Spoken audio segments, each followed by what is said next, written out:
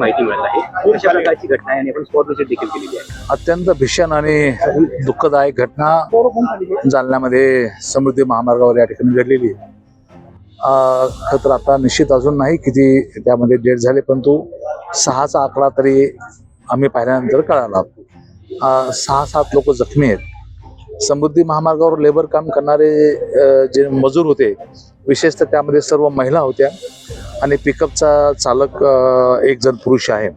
सर्वच जखमी किंवा मृत्यू ह्या महिलाच आहेत. एकच फक्त ड्रायव्हर हा जखमी आहे. मजुराला घेऊन जात असताना ट्रकने त्यांना उडवलं अशी प्राथमिक माहिती आहे आणि त्यात हा दुर्दैवी प्रकार घडलेला आहे.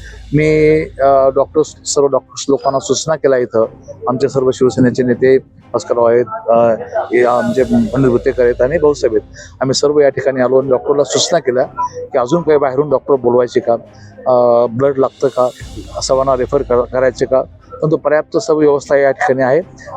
जी काही मेडिकल फॅसिलिटी लागेल ती फॅसिलिटी देण्याच्या संदर्भात सूचना आम्ही या ठिकाणी केलेल्या आहे. मेनवाईल या दरम्यान MSRDCचे प्रमुख माननीय गायकवाड साहेब यांच्याशी मी बोललो आणि या सर्व मृत लोकांनाही आपल्या मार्गावरती काम करणारे लोक होते, त्यांना आपण मदत केली पाहिजे. तर गायकवाड साहेबांनी मदत करू अशा प्रकारचा शब्द मला दिलेला आहे.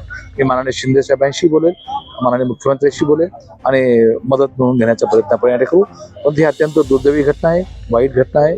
अशा पद्धतीनं मजुराचा पोटासाठी काम करणाऱ्या मजुराचा अशा पद्धतीनं मृत्यू होणं ही वाईट घटना आहे.